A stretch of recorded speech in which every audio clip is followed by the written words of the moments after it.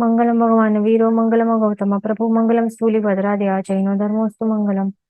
આપણે 12th માર્ગણા છે, total 14 માર્ગણા છે.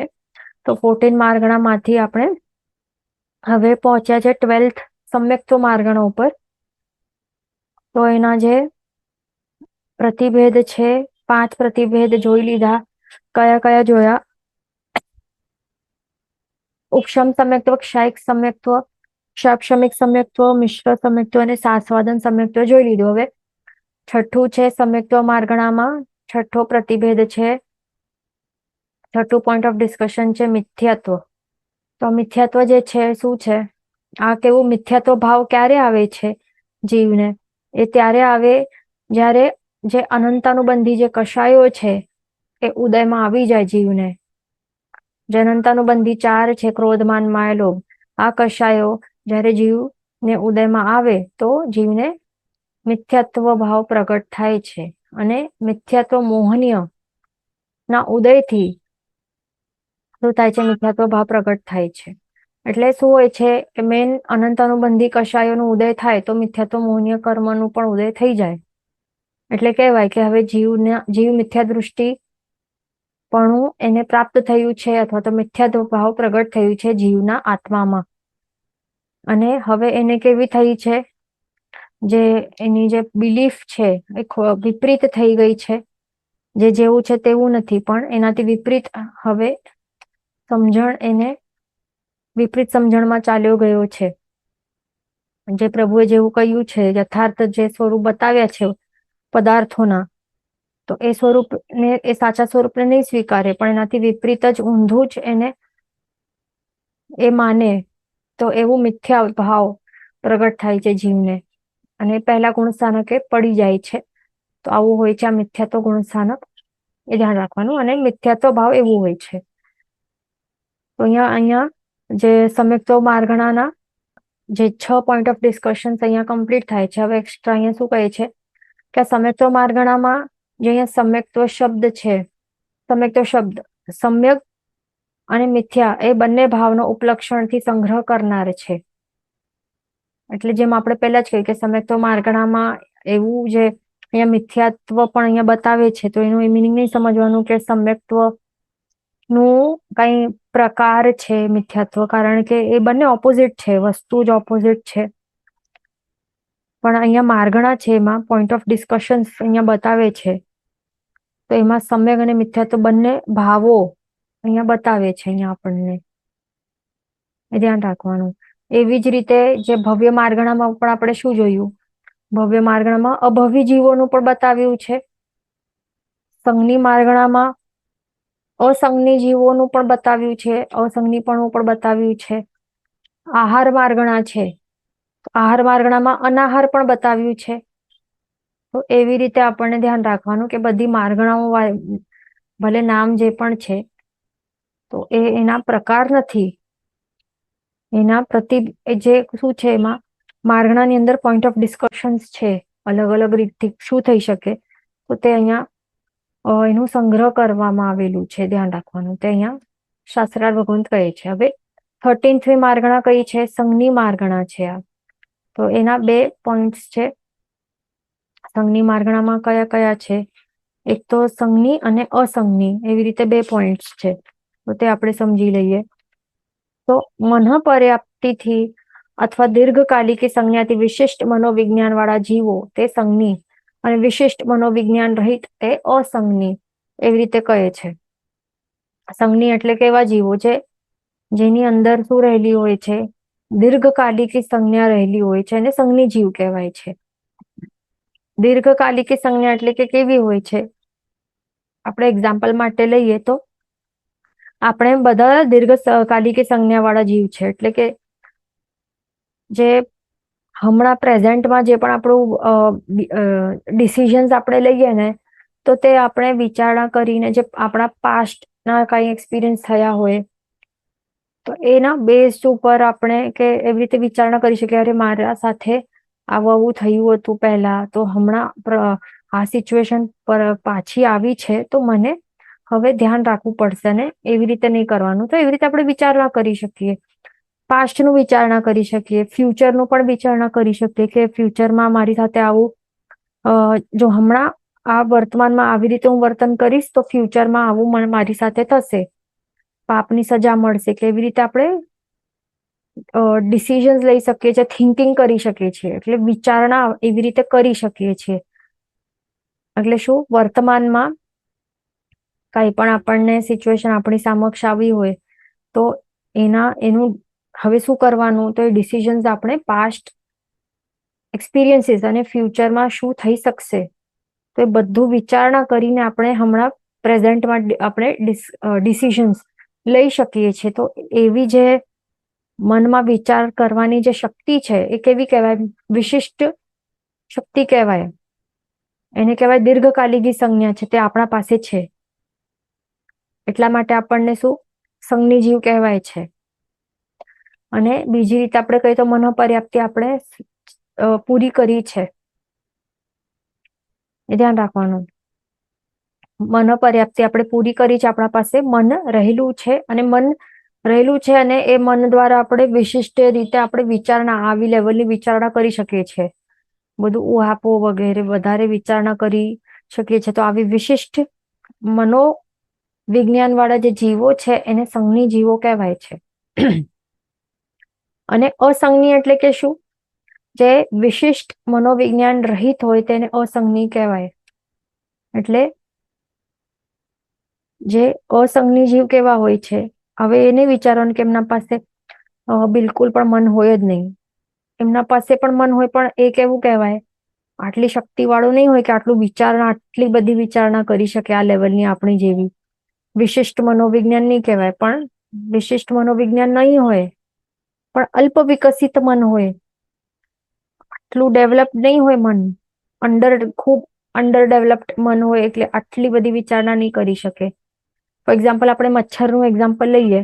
મચ્છર એ આખા જીવનમાં શું કરે, જે પણ હ્યુમન્સ હોય એમને કાટવા જાય લોહી પીવા માટે એ પ્રયત્ન કરતો રહે.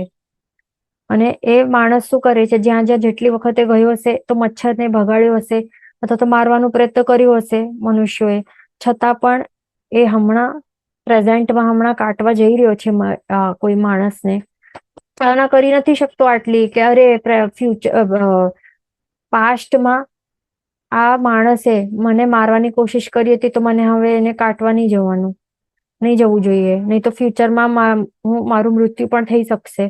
આટલી બધી વિચારણા નથી કરતો, પણ હમણાં એને શું થઈ રહ્યું છે, હમણાં એને ભૂખ લાગી છે, દેટ્સ ઇટ, આટલું જ વિચારી શકે છે. બસ ભૂખ લાગી છે, એનો ઉપાય કરવાનું છે, આહાર જોઈએ, બસ દેટ્સ ઇટ. આટલું અલ્પ વિકસિત મન હોય અને તે કાટવા જાય છે અને પછી એની સાથે કાંઈ પણ થઈ શકે છે. એટલે આવા ટાઈપના જે જીવો હોય છે તો એને અસંજ્ઞી જીવ કહેવાય. મચ્છર જેવા, મચ્છર હોય, કોઈ પણ તિર્યંચો હોય, એ ધ્યાન રાખવાનું. એટલે એકેન્દ્રિયથી કરીને જે ચૌરિન્દ્ર જીવો છે એ બધા એક એવા હોય છે, એ બધા અસંજ્ઞી કહેવાય છે. એમ કહેતા હોય છે શાસ્ત્રમાં, આપણે સાંભળ્યું છે મન વગરના, પણ આપણે એકદમ મન વગરના નહીં કહી શકીએ, પણ મન હોય પણ અલ્પ વિકસિત મન હોય, વિશિષ્ટ મનોવિજ્ઞાન નહીં હોય, એ ખાસ ધ્યાન રાખવાનું. તો આવા જીવોને અસંજ્ઞી જીવ કહેવાય. અને કેટલાક સમૂર્છિમ પંચેન્દ્રિય જીવો પણ હોય છે. જે સમૂર્છિમ પંચેન્દ્રિય જીવો, એમાં આપણને ખ્યાલ છે ને કે પંચેન્દ્રિય તિર્યંચ છે એ કયા ટાઈપના હોય, 2 ટાઈપના હોય. જે એક તો કેવા હોય છે, ગર્ભજ હોય છે, અને બીજા કેવા હોય, સમૂર્છિમ પણ હોય છે ને. તો જે આ સમૂર્છિમ પંચેન્દ્રિય તિર્યંચો છે તો એ કેવા હોય છે, બધા અસંજ્ઞી હોય છે, ધ્યાન રાખવાનું. એટલે કે એમની કેવી હોય છે, દીર્ઘકાલિકી સંજ્ઞા જે હોય છે એ નથી હોતી.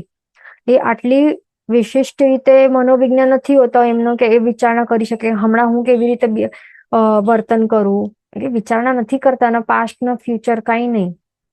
હમણાં જે એમને તકલીફ થાય છે, ભૂખ લાગી છે, બસ એનો ઉપાય કરતા જ રહેશે, પણ એ વિચારણા નહીં કરશે કે હું અહીંયાથી રોડ ક્રોસ કરીશ તો ત્યાંથી આ આવશે વ્હીકલ આવીને મને મારી નાખશે, એવી રીતે મારું મૃત્યુ થઈ શકશે, એક્સિડન્ટ થઈ શકશે.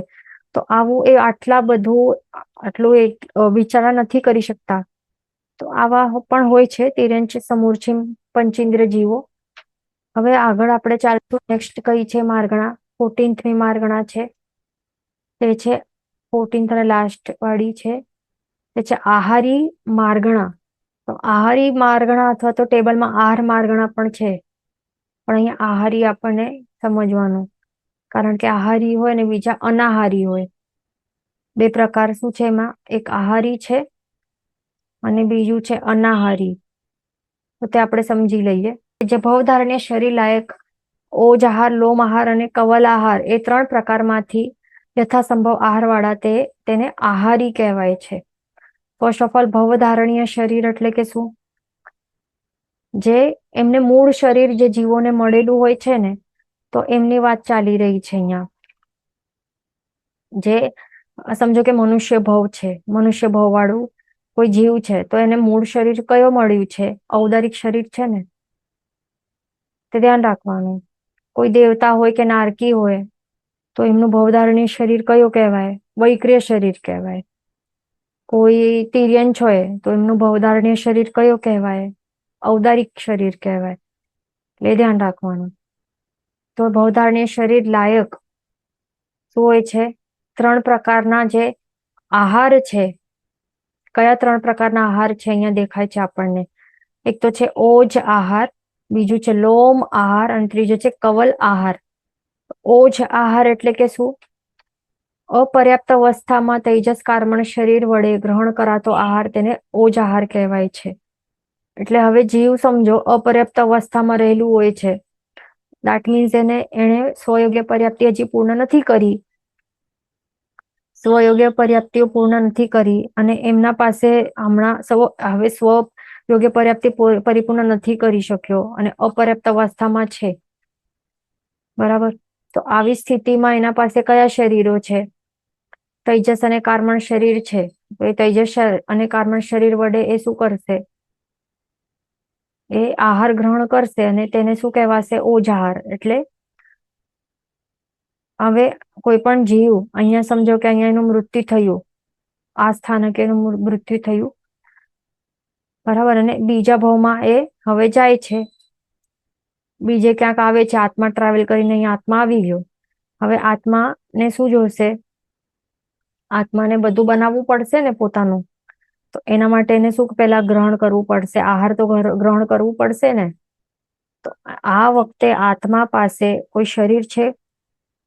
શરીર બનાવવાનું છે. હજી એને ઓટોમેટિક કઈ મળ્યું નથી ને, તો કોઈ શરીર ઓલરેડી રહેલું હતું અને આ આત્મા જઈને એને કબજો કરી નાખ્યો, આત્મા ચાલ્યો અંદર રેડીમેડ શરીરમાં.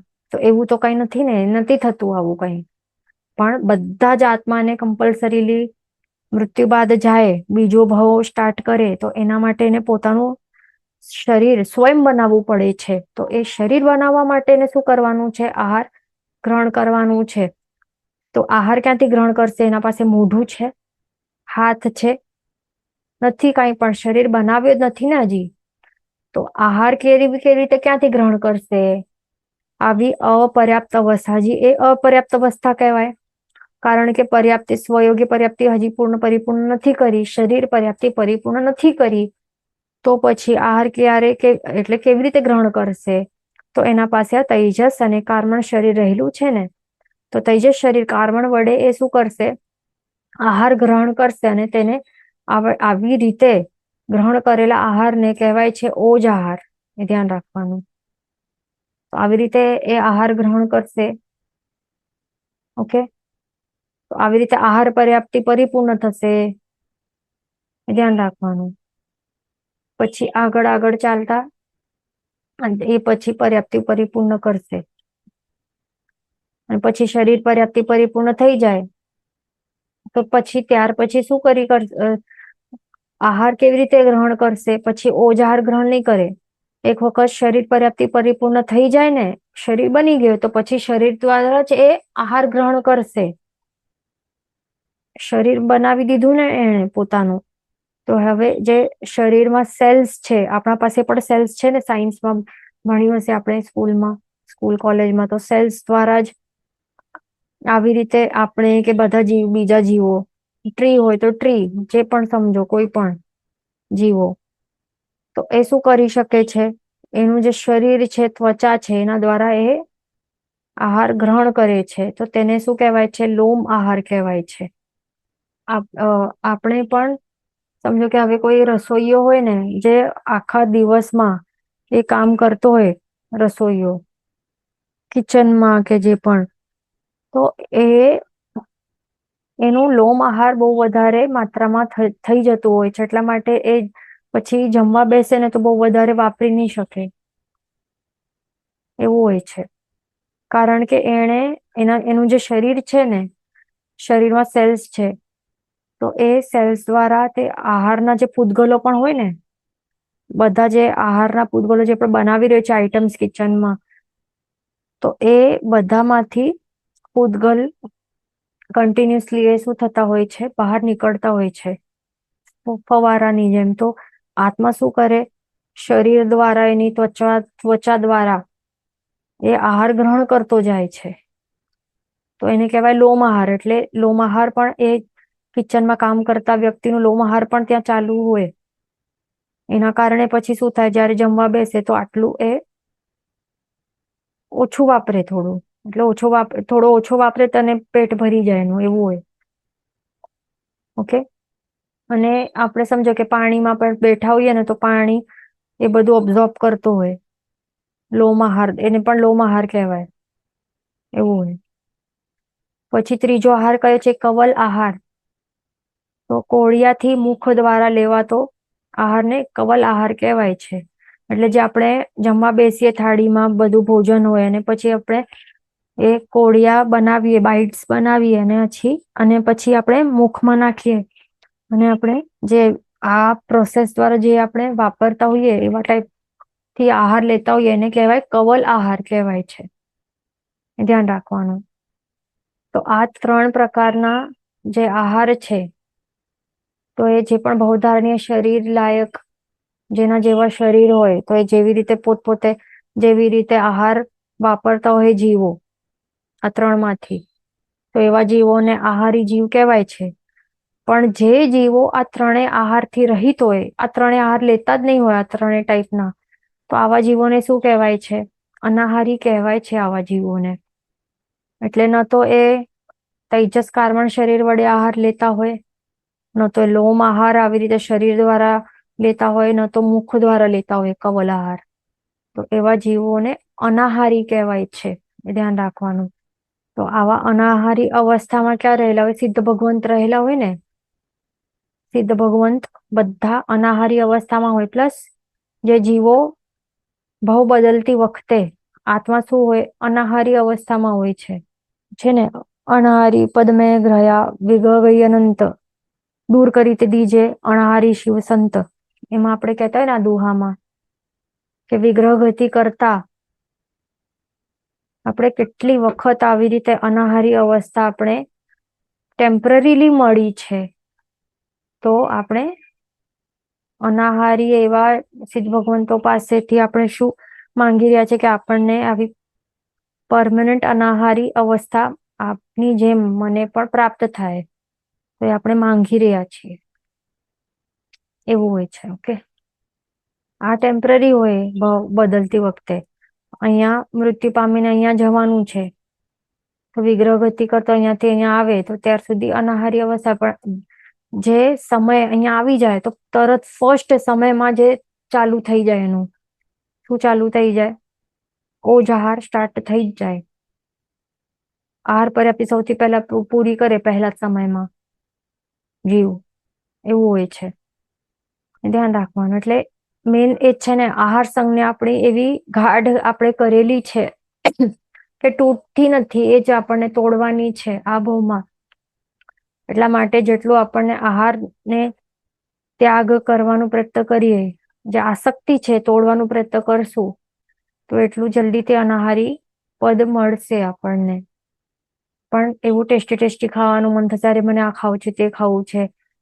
પ્લસ એકદમ ટેસ્ટફુલી એકદમ રસ લઈને આપણે વાપરીએ કાંઈ વસ્તુઓ, તો પછી આહાર સંજ્ઞા હજી ગાઢ થતી જશે. એ ધ્યાન રાખવાનું. અને અનાહારી પદ જલ્દીથી નહીં મળે, પછી આહારી પણ જ મળતું જાય. આપણે હમણાં આહારી અવસ્થા જ છે બધાની, ધ્યાન રાખવાનું. અહીંયા ક્વેશ્ચન છે કે કેન ગર્ભજ તિર્યંચ બી અસંજ્ઞી? જે ગર્ભજ પંચેન્દ્રિય તિર્યંચો છે તો તે અસંજ્ઞી નહીં હોય, સંજ્ઞી હોય છે. જે સમૂર્છિમ પંચેન્દ્રિય તિર્યંચો હોય એ બધા અસંજ્ઞી હોય. તો આપણે આટલું જોઈ લીધું. હવે આગળ એક અભવ્ય, જે ભવ્ય માર્ગણામાં એક પોઈન્ટ રહી ગયું છે જોવાનું, તે આપણે જોઈ લઈએ. આ બાકી રહી ગયું છે તે જોવાનું છે આપણને. જે અભવી જીવો છે ને એના વિશે અહીંયા બતાવે છે. ફૂટનોટ નું અહીંયા રહી ગયું છે આપણું, તે જોઈ લઈએ. જે અભવી જીવો હોય છે ને, તો એમની અંદર મોક્ષ પામવાની યોગ્યતા જ રહેલી નથી ને. સ્વભાવથી જ મોક્ષ પામવાની યોગ્યતા રહેલી જ નથી એમનામાં. એ એવું કોઈએ બનાવ્યું નથી, ન તો એ પોતે એવા બન્યા છે, ન એની કર્મોની સજા છે. આ કઈ નથી, પણ સ્વભાવ એવું જ છે, અનાદિકાળથી એવું જ છે અને અનંતકાળ સુધી એવું જ રહેવાનું છે. કઈ ચેન્જ નથી થવાનું. તો આવા અભવી જીવો હોય છે, તેમને મોક્ષ ની અવસ્થા પ્રાપ્ત કરવાની યોગ્યતા રહેલી જ નથી. એટલા માટે એમને મોક્ષ જે છે એના વિશે, એટલે એ પામવા માટે એમને મન પણ નહીં થાય, ક્યારે પણ એમને મન જ નહીં થશે.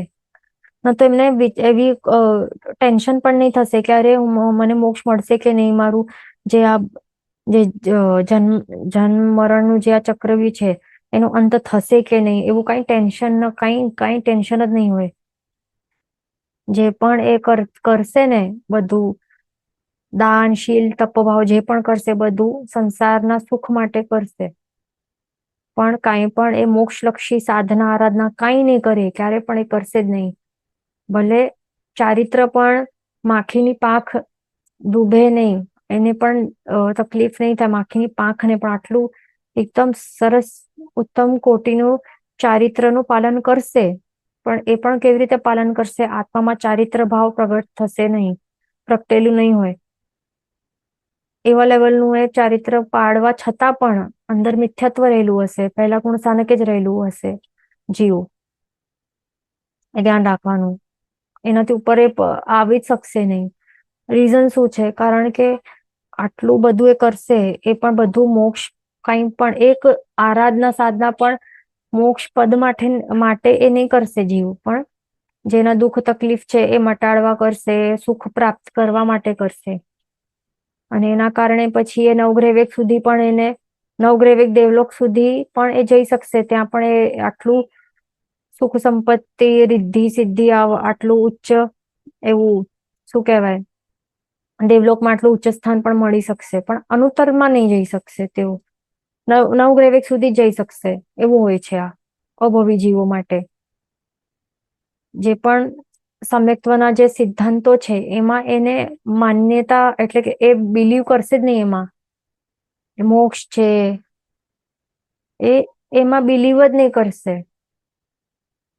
આત્મા છે, મોક્ષ છે, આત્મા જે છે એ કર્મનો કર્તા છે, ભોગતા છે, એ બધા જે પણ સિદ્ધાંતો છે ને સમકિતના જે પાયાના 6 સિદ્ધાંતો, એમાં એ બિલીવ જ નહીં કરે. આવા હોય અભવી જીવો.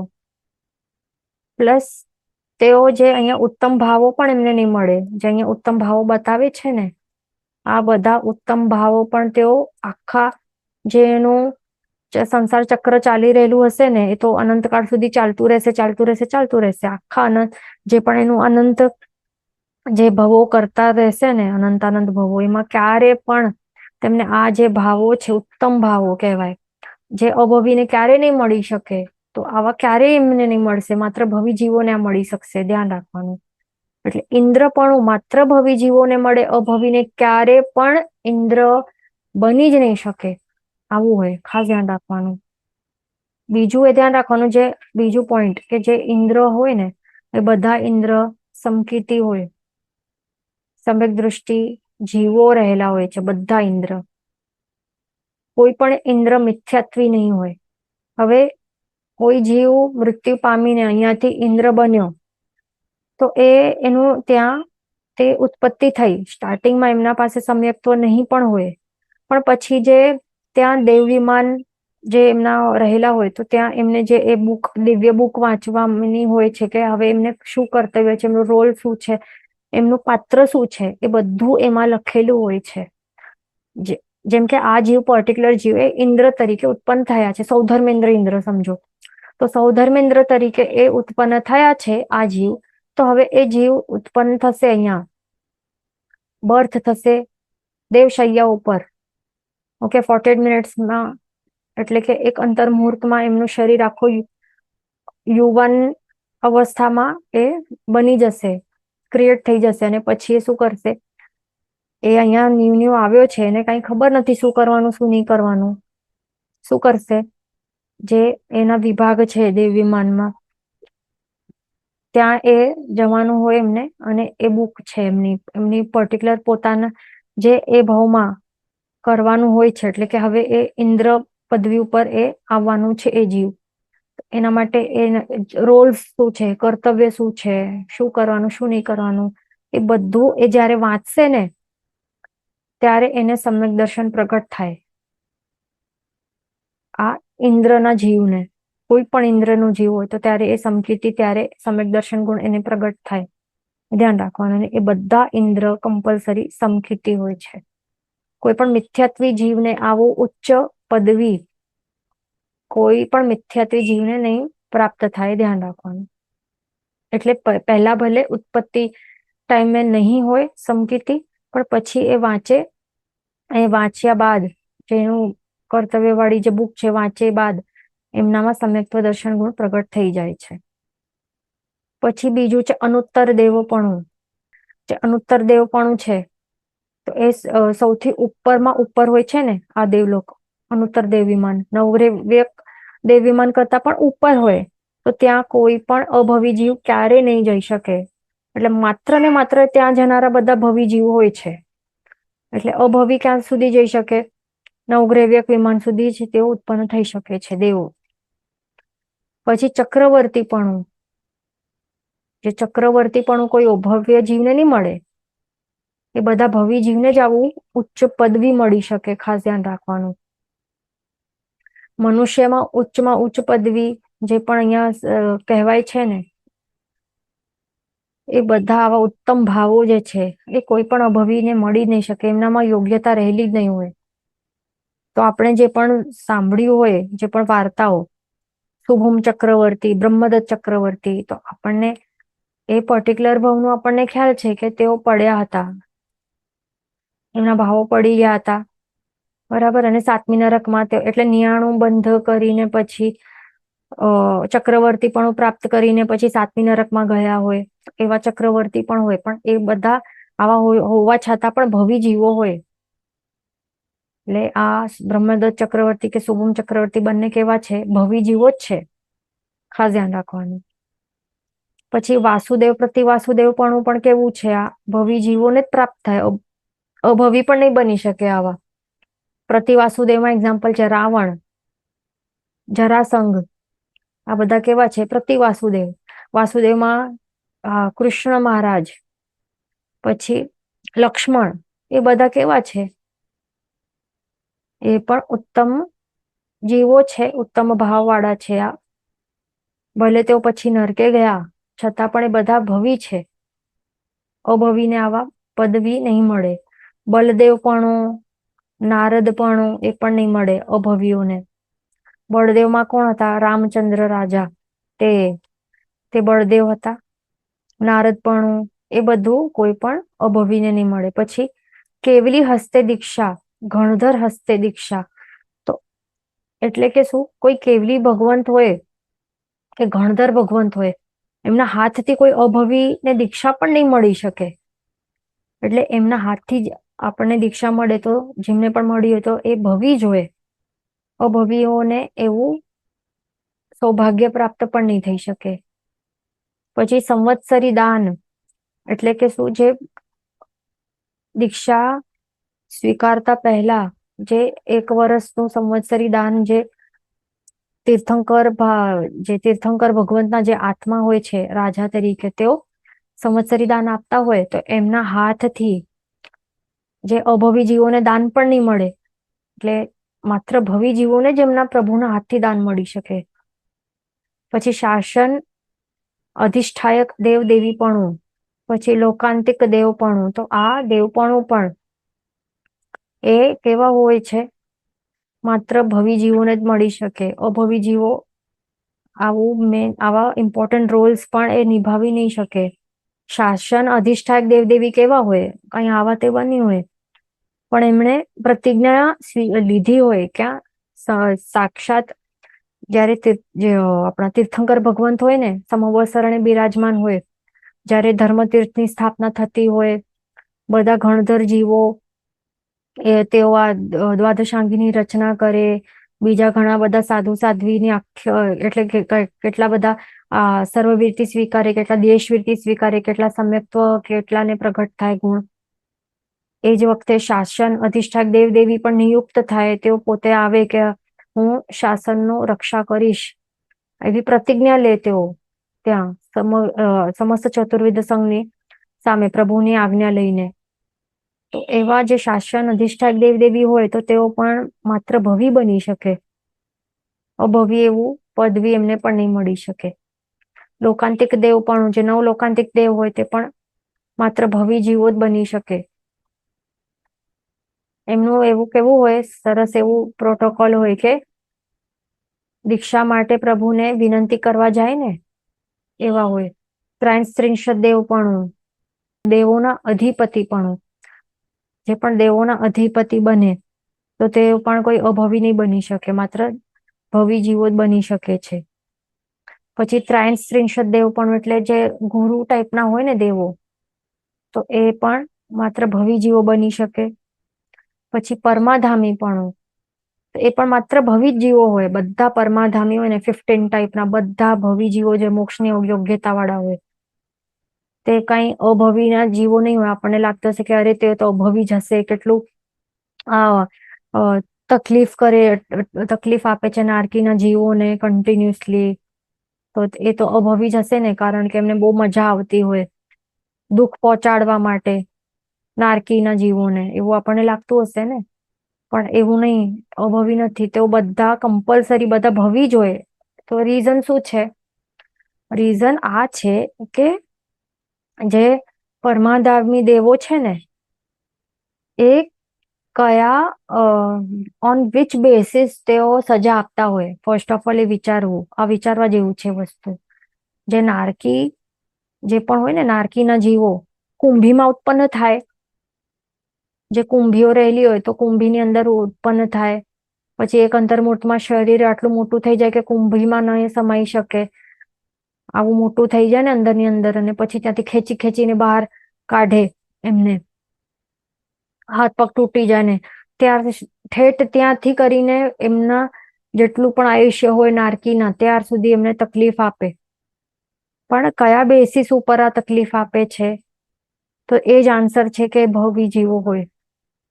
એ શું બેસિસ છે કે એ જે પણ તકલીફ આપે છે ને, એ કયા બેસિસ ઉપર આપે છે?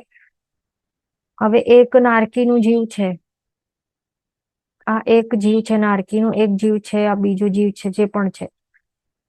તો આ પરમાધામી જયારે એને ટોર્ચર કરશે ને, સજા આપશે ને, તો એ શું કહેશે? યાદ કરાવશે કે તને બહુ મજા આવતી હતી ને, રાત્રિ ભોજન કરવાની બહુ મજા આવતી હતી, તો હવે આ લે ગરમ ગરમ સીસું પી.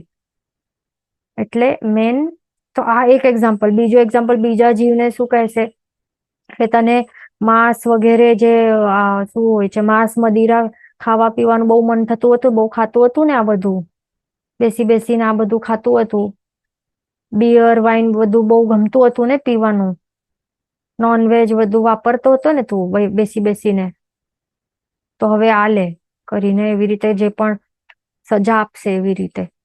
એટલે મેન પોઈન્ટ શું છે કે પરમાધામી જીવો જે છે ને, પરમાધામીના દેવો, તેઓ મેન પાપ અને જે પાપ છે ને, પાપને પાપ માને છે.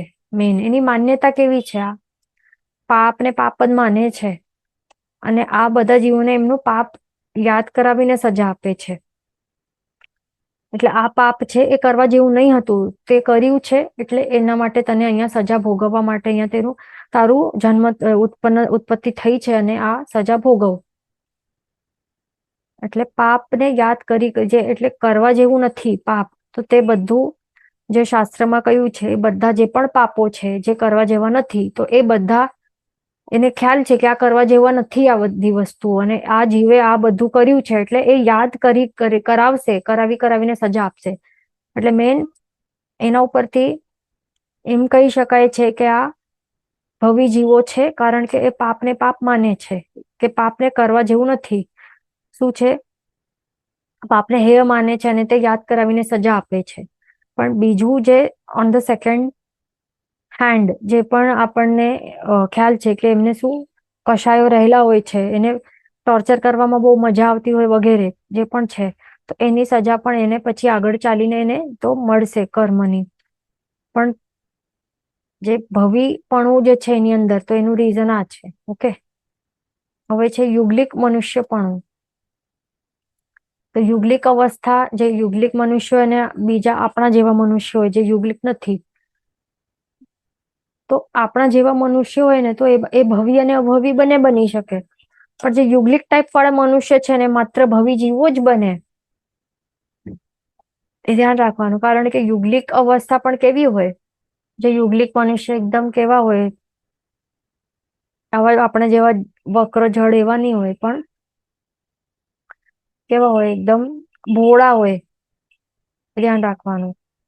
અને એમને ઘણું જ એવું પુણ્ય વગેરે કર્યું હોય તો ત્યારે જઈને એમને યુગલિકપણું મળે, ઈચ્છિત વસ્તુ બધી એમને મળી જાય.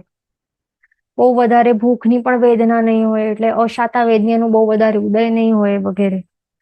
પછી પૂર્વધર લબ્ધિ, આહારક લબ્ધિ, પુલાક લબ્ધિ, સંભિન્ન શ્રોતો લબ્ધિ, ચારણ લબ્ધિ, મધુ સર્પી લબ્ધિ, ક્ષીરાસવ લબ્ધિ, અક્ષીણ માનસી લબ્ધિ. આ બધી જે લબ્ધિઓ છે, લબ્ધિ એટલે કે શું હોય છે, તે આત્મામાં રહેલા કઈક એવા પાવર્સ હોય તો તે પ્રગટ થયા હોય છે.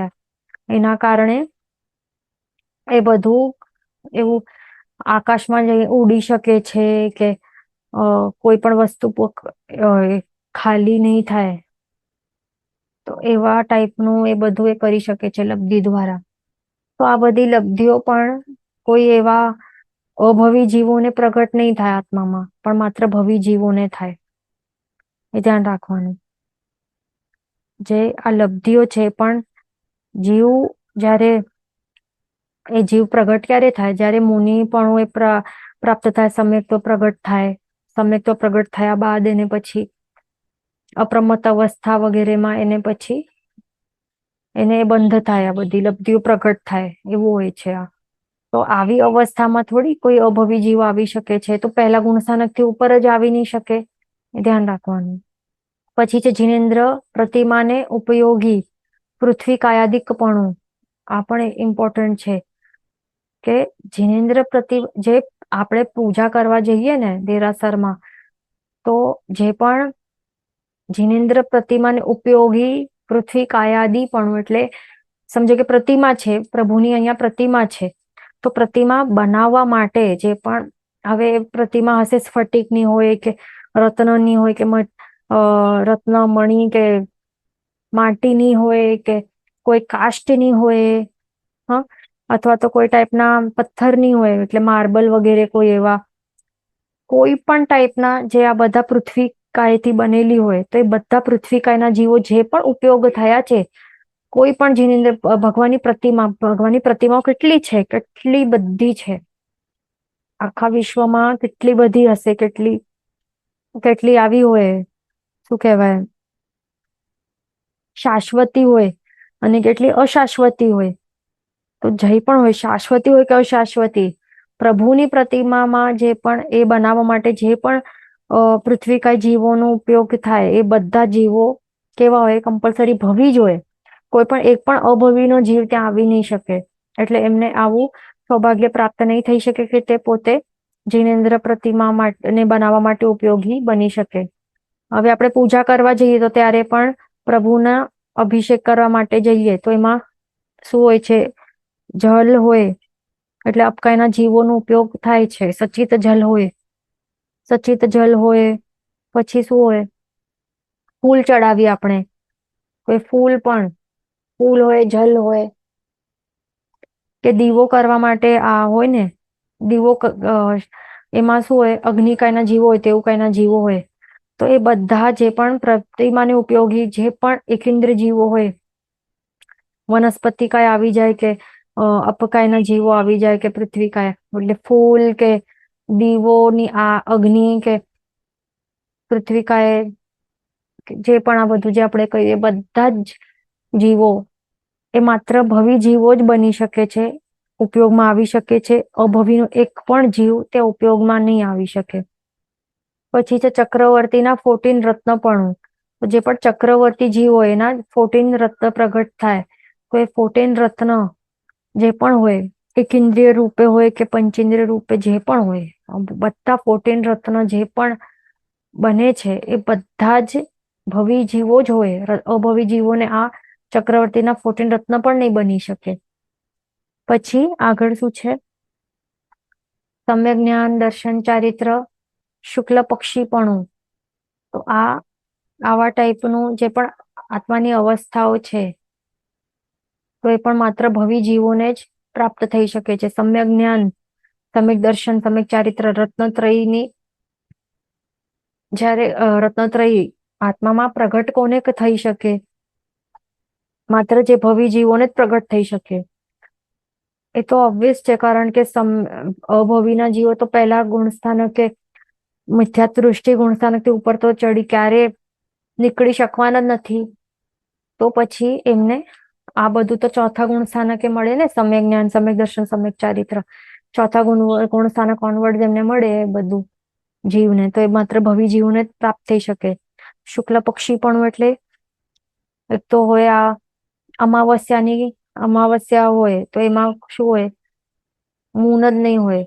પણ જ્યારે એ શુક્લ પક્ષી પણ એટલે કે શું, કે હવે મૂન જે આ શુક્લ પક્ષ એટલે ફૂલ મૂન હોય ને, પૂનમની રાત હોય તો મૂન આખું દેખાય ને, તો આખો એટલે આખો દેટ મીન્સ કે આત્માના બધા ગુણ પ્રગટ થાય એનામાં.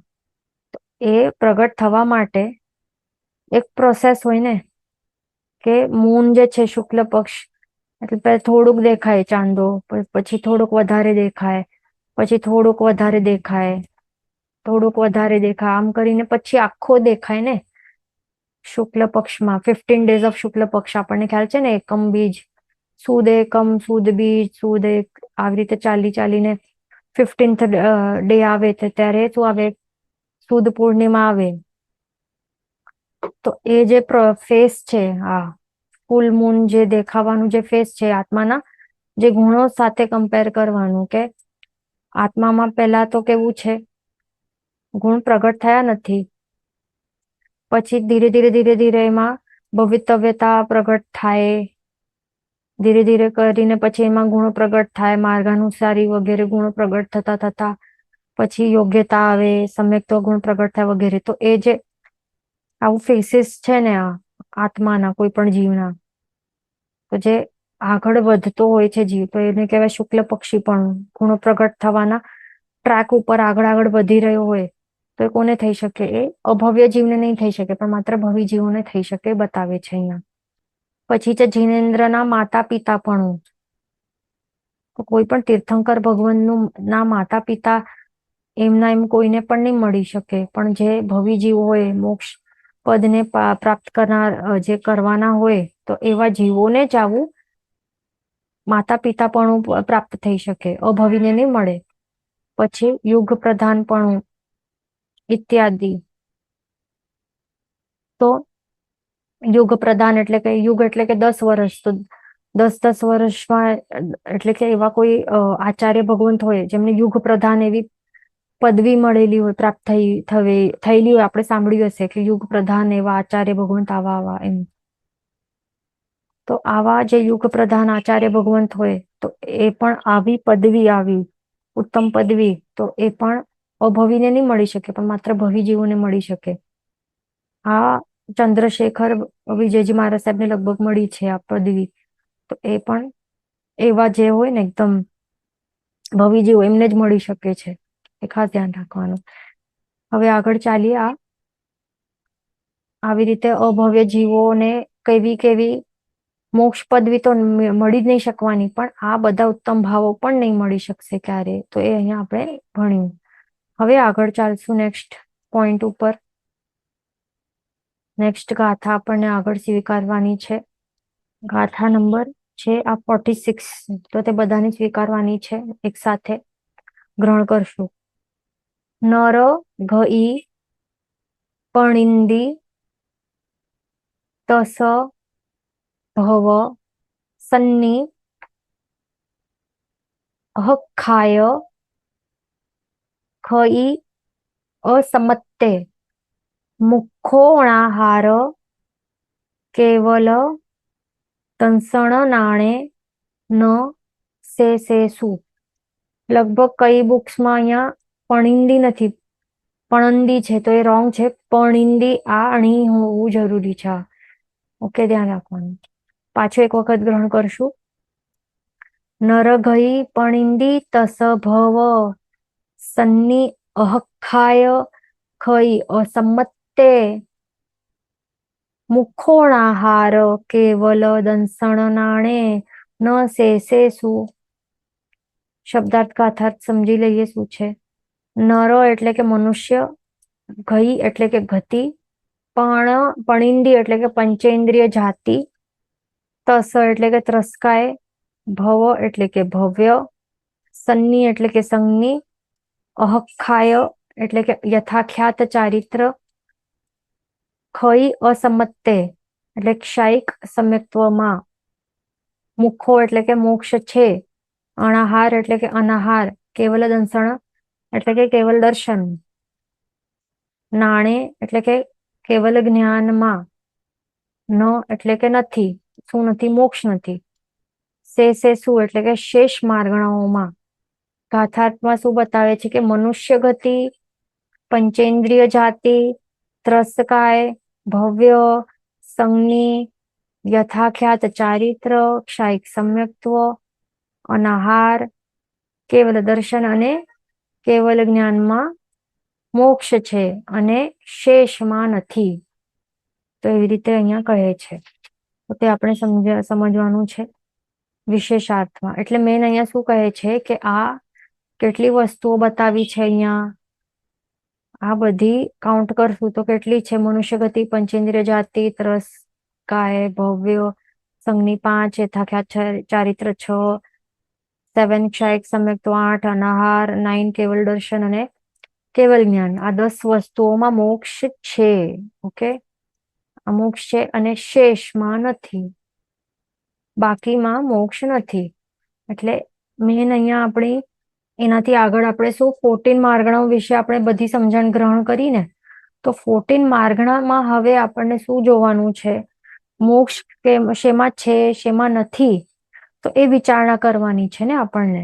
દરેક એક માર્ગણા જોવાનું છે, વિચારણા કરવાની છે. તો એ વિચારણા કરીને અહીંયા કન્ક્લુઝન ઉપર આવે છે કે આ 10માં જ મોક્ષ છે. 10 જે આ ઉત્તર ભેદો છે, આ 10 ઉત્તર ભેદો છે. આ ધ્યાન રાખવાનું. શું છે આ, ત્યાં લખી લેવાનું. ઉત્તર ભેદો માર્ગણાના, 14 માર્ગણાના આ ઉત્તર ભેદો છે. આ 10 એમાં મોક્ષ છે અને બાકીના જે ઉત્તર ભેદો છે એમાં મોક્ષ નથી. ટોટલ ઉત્તર ભેદ કેટલા હતા? 14 માર્ગણાના કેટલા ઉત્તર ભેદ હતા? ટોટલ 62 ઉત્તર ભેદ હતા. તો 14 માર્ગણામાં ટોટલ 62 ઉત્તર ભેદ હતા, પણ 62 ઉત્તર ભેદમાંથી માત્ર 10 ઉત્તર ભેદોમાં જ મોક્ષ છે અને શેષ કેટલા બચે છે? 52 જે શેષ છે એમાં મોક્ષ નથી. ઓકે, એ પોઈન્ટ્સ નોટ ડાઉન કરી લેવાના બુકમાં જ. આપણું સમય થવા આવ્યું છે. નેક્સ્ટ ક્લાસમાં કન્ટિન્યુ કરશો. જીન વચન વિરુદ્ધ બોલાય તો મિચ્છામિ દુક્કડમ સર્વમંગલ માંગલ્યમ સર્વકલ્યાણ કારણમ પ્રધાનમ સર્વધર્માણમ જન્મ જેતિ શાસનમ પ્રણમ.